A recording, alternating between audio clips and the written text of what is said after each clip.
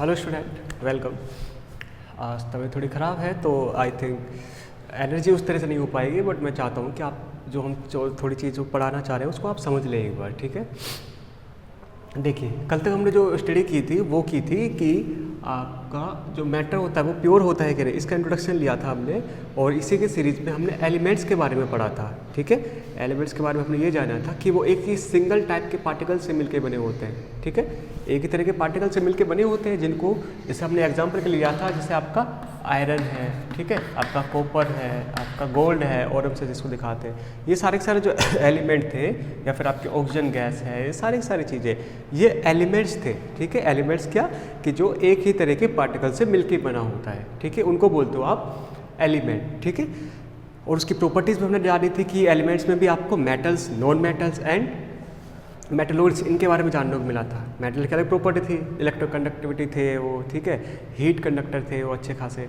वहीं आपके जो नॉन मेटल्स थे वो हीट कंडक्टर और इलेक्ट्रिसिटी को कंडक्ट नहीं करते थे। बट हमने पढ़ा था मेटलोइड्स के बारे में। मेटलोइड्स जो थे उनकी प्रॉपर्टी मेटल्स और नॉन मेटल इन दोनों के बीच में लाई करती है। और हमने इसी सीरीज़ में एक दो एग्जाम्पल बताए थे आपको, जो कि थे सिलिकॉन, जर्मेनियम और आर्सेनिक वगैरह, ठीक है। इनकी प्रॉपर्टी क्या होती है कि ये हीट को भी कंडक्ट करते हैं, इलेक्ट्रिसिटी को कंडक्ट करते हैं, और जब आप इनको हिट करते हो, ठीक है, तो ये नॉन मेटल्स की तरह पूरे छोटे छोटे पीस में ब्रेक भी हो जाते हैं, ठीक है। ये सारी चीज़ें थी जो हमने एलिमेंट्स के बारे में पढ़ी थी। तो कल का आई थिंक रिवाज हो चुका है। नेक्स्ट चीज़ जो हमको स्टडी करनी है वो है बेटा आपका कंपाउंड, ठीक है। अब कंपाउंड क्या होता है, देखो, कंपाउंड इज ए सब्सटेंस, इसको जल्दी से लिख देते हैं। Compound is a substance which is made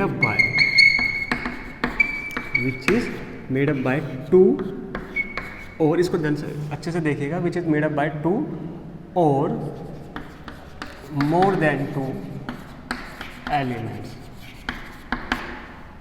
ये सिंपल सी डेफिनेशन इसकी, और ये बात है क्या है, कंपाउंड एक ऐसा सब्सटेंस होता है जो कि which is made up by two और मोर देन टू एलिमेंट्स, ठीक है। सब्सटेंस एक ऐसी, सॉरी, कंपाउंड एक ऐसी चीज़ है जो कि एक ऐसा सब्सटेंस है जो कि दो या दो से ज़्यादा एलिमेंट से मिलके बना होता है, उसको बोलते हो आप कंपाउंड, ठीक है। जैसे कि मान लीजिए आपका, मैं एलिमेंट्स की बात करूँ, एलिमेंट्स में आपको पता है, जैसे कोई भी एलिमेंट, आपका आयरन वगैरह है, ठीक है, आपका सोडियम है, क्लोरीन है, आपके ओरम है, गोल्ड, सिल्वर वगैरह, ये सारे के सारे एलिमेंट्स थे। अब ये बोल रहा है कि एक नहीं, दो या दो से ज़्यादा एलिमेंट से मिलके बना हो। जैसे कि फॉर एग्जांपल आपका NaCl। NaCl में क्या है, NaCl आपका सोल्ट, जो कि आप खाने में नमक लेते हो, उसका फॉर्मूला है ये। NaCl में क्या है, Na सोडियम है, Cl क्लोराइड है, ठीक है, सोडियम क्लोरीन दोनों है इसमें, ठीक है।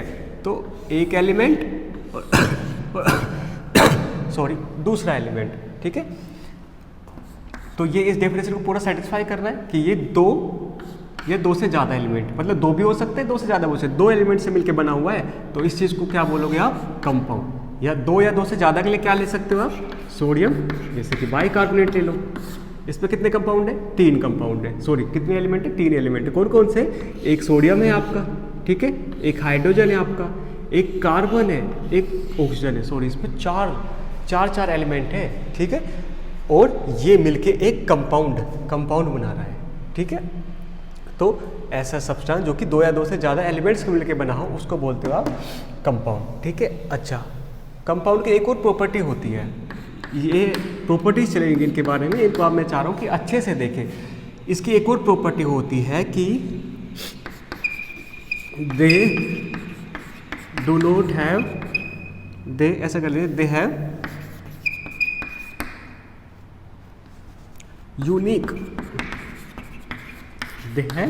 यूनिक प्रॉपर्टी देन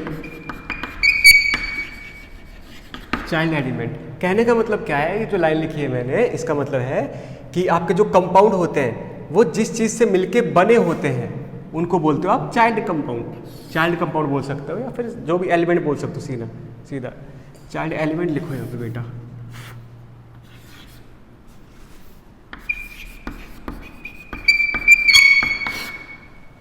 इस लाइन का कहने का मतलब है, जैसे कि मान लीजिए जैसे कि मान लीजिए आपका सोडियम है, सोडियम है। सोडियम क्या होता है, अगर आप इसको ओपन में रख दें तो ये फ्लेमेबल होता है, ठीक है, ये मॉइस्चर को एब्जॉर्ब करके ये हीट प्रोड्यूस करता है, ठीक है।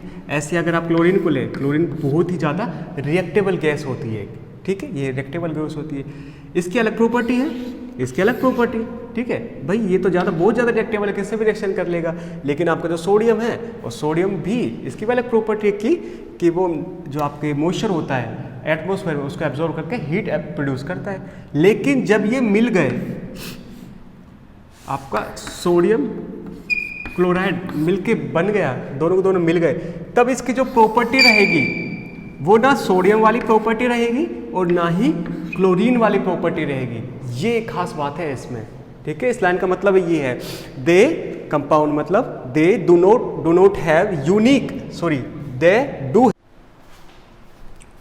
तो देखो बेटा मैं आपको बता रहा था NaCl के बारे में, जो कि मैंने बोला था कि एक फिक्स कंपाउंड में हमेशा ही ये फॉर्म हो, सॉरी हम इसकी प्रॉपर्टीज़ की बात कर रहे थे, ठीक है, कि इसमें जब सोडियम और क्लोरीन जब तक अलग अलग है, ठीक है, सोडियम एक अलग एलिमेंट है, क्लोरीन एक अलग एलिमेंट है, जब तक ये अलग अलग है तब तक ये अपनी इंडिविजुअल प्रॉपर्टी, इसकी जो अलग अलग प्रॉपर्टी उसको शो करेंगे। जैसे कि हाईली रिएक्टेबल गैस है और ये हाईली ये जब एटमॉस्फेयर जो मॉइस्चर से कॉन्टैक्ट में आती है तो ये हीट को एब्जॉर्ब करता है, ठीक है। लेकिन जब इन दोनों रिएक्शन करके कंबाइन होके NaCl नाम का एक कंपाउंड बना लिया, तो इस कंपाउंड के अंदर ना तो सोडियम की प्रॉपर्टी रहेगी और ना ही क्लोरीन की प्रॉपर्टी रहेगी, ये दोनों मिलकर एक यूनिक प्रॉपर्टी बना लेंगे, यूनिक और एक अलग ही प्रॉपर्टी शो करेंगे, ठीक है।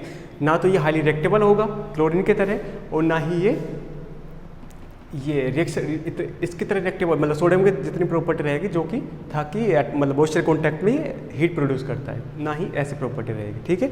ना सोडियम की प्रॉपर्टी ना क्लोरीन की प्रॉपर्टी, बट एक इंडिविजुअल यूनिक प्रॉपर्टी, ठीक है।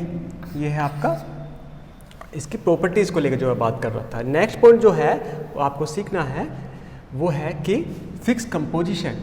आपके जो ये अमाउंट होते हैं ये एक फिक्स कंपोजिशन में ही फॉर्म होते हैं, ठीक है। आपके जो कंपाउंड रहते हैं ऑलवेज फिक्स कंपोजिशन में ही फॉर्म होते हैं। फिक्स कंपोजिशन में कहने का मतलब क्या, जैसे कि मान लीजिए आपका वाटर है, पूरी दुनिया में आप कहीं चल जाइए, आपका वाटर में जब भी आप वाटर को चेक करोगे तो उसके अंदर 2 एटम हाइड्रोजन के और 1 एटम ऑक्सीजन का यही मिलेगा। या फिर जैसे कि आप NaCl को ले लीजिए, सोडियम क्लोराइड सोल्ट जो होता है आपका, पूरी दुनिया में कहीं पर भी आप देख लो, जहाँ पर भी सोल्ट मिलेगा आपको सोडियम का 1 एटम और क्लोरीन के एटम हमेशा एक साथ होते हुए मिलेंगे, उसी को बोलोगे आप सोल्ट, ठीक है। ऐसा कभी नहीं होगा कि मान लीजिए ये Na2Cl मिल जाएगा आपको या फिर Na2Cl3 मिल जाएगा, ऐसा कभी नहीं होगा। ये जिस तरह फॉर्म होते हैं, जिस तरह कंपोजिशन हो रहा है इनका, ये भी एक रूल रेगुलेशन की वजह से होता है और ये इनकी प्रॉपर्टीज़ की वजह से होता है। इसके बारे में हम देखेंगे कि कैसे मैं लिख पा रहा हूँ इनको, इसको NaCl लिख रहा हूँ, इसको H2O लिख रहा हूँ, HO नहीं लिख रहा ठीक है। तो ये यूनिक प्रॉपर्टी सभी की, इनके बारे में हम देखेंगे। कहने का मीन यहाँ पे क्या है कि ये जो कंपाउंड होते हैं ये ऑलवेज एक फिक्स कंपोजिशन में ही फॉर्म होते हैं, ठीक है। जब भी पानी बनेगा, वाटर जहाँ पर भी होगा तो उसके अंदर 2 एटम हाइड्रोजन के 1 ऑक्सीजन का, कहीं पर भी सॉल्ट होगा उसके अंदर 1 कैल्शियम का सोडियम का एटम और 1 क्लोरीन का एटम, हमेशा इसी तरह फॉर्म होंगे ये, ठीक है। अलग अलग तरह से फॉर्म नहीं होंगे ये, ठीक है। अच्छा, ये किस तरह फॉर्म होते हैं आपके, और रिएक्शंस इक्वेशंस वगैरह आ जाएगी काफ़ी, उनके बारे में फिर आपको और ज़्यादा पता लग जाएगा, ठीक है। अच्छा, एक और चीज़ है कि अगर आप इनको सेपरेट करना चाहें, ठीक है, H2O है, आप बोलोगे सर मैं हाइड्रोजन को अलग करना चाहता हूँ, ऑक्सीजन को अलग करना चाहता हूँ, ठीक है। अगर आप इनको सेपरेट करना चाहते हैं तो आप इसको फिजिकल मेथड से तो नहीं कर सकते, फिजिकल मेथड से इनको सेपरेट करना पॉसिबल नहीं है। लेकिन हाँ, ऐसी बात नहीं है कि यहाँ पर कहानी ख़त्म हो जाती है। आप इसको केमिकल मेथड या फिर इलेक्ट्रोकेमिकल मेथड, इस दोनों की मदद से, इन दोनों में से किसी के भी एक की मदद से आप सॉरी, आपके जो कंपाउंड होते हैं उनको आप सेपरेट कर पाओगे। मतलब अगर आप मान लीजिए H2O इसको सेपरेट करना है तो आप केमिकल वेदर इलेक्ट्रोकेमिकल, इन दोनों की मदद से आप ऑक्सीजन को अलग कर पाओगे, हाइड्रोजन को अलग कर पाओगे। ऐसा फिजिकल मेथड के केस में ऐसी चीज़ नहीं है, ठीक है। ये किस तरह अलग करते हैं, केमिकल मेथड क्या होता है, इलेक्ट्रोकेमिकल क्या होता है, फिजिकल मेथड क्या होता है, इन सभी के बारे में हम देखेंगे चैप्टर में। तो ठीक है, काफ़ी सारी चीज़ें आने वाली आपके इसके चैप्टर में, ठीक है। अब एक चीज़ देखिए बेटा, ये तो बात होगी कंपाउंड की। आपके जो भी मैटर होता है, मैटर, उसको टू टाइप से डिवाइड किया गया है। एक होता है प्योर, एक होता है इम्प्योर, ठीक है, एक प्योर एक इम्प्योर। प्योर जो होता है, प्योर को भी दो तरह से, दो टाइप में डिवाइड किया गया है। एक होता है एलिमेंट, एक होता है कंपाउंड, ठीक है। इम्प्योर को सिर्फ एक पार्ट में डिवाइड किया गया है जो कि होता है मिक्सचर, ठीक है। मिक्सचर की बात हमने की नहीं है, इम्प्योर की बात बिल्कुल अलग हुई रखी है। हमने अभी तक एलिमेंट्स के बारे में पढ़ा है और कंपाउंड के बारे में पढ़ा है, ठीक है। और ये दोनों किसके पार्ट है? प्योर मैटर के। मतलब आपके जो एलिमेंट और कंपाउंड, ये दोनों को दोनों प्योर मैटर के एग्जाम्पल्स हैं, ठीक है। तो अगर आपसे कोई पूछे प्योर मैटर की प्रॉपर्टीज बताओ, तो उसके अंदर इसकी भी प्रॉपर्टी रहेगी, एलिमेंट्स की भी, और कुछ प्रॉपर्टी कंपाउंड्स की भी रहेगी। जैसे कि प्योर मैटर जो होता है उसका मेल्टिंग पॉइंट जो होता है, मेल्टिंग पॉइंट वो फिक्स होता है। ऐसे ही प्योर जो मैटर होता है उसका जो बॉइलिंग पॉइंट होता है, बॉइलिंग पॉइंट वो भी फिक्स होता है, ठीक है। फिक्स बॉइलिंग पॉइंट और फिक्स मेल्टिंग पॉइंट, ठीक है। इसी की तरह अगर आप इनको सेपरेट करना चाह रहे हैं तो सेपरेट आप इनको केमिकल वेदर इलेक्ट्रोकेमिकल मेथड से ही इनको आप अलग कर पाओगे, ठीक है। ऑलवेज फिक्स कंपोजिशन में मिलेंगे ये आपको, फिक्स कंपोजिशन रहेगा इनका, ठीक है।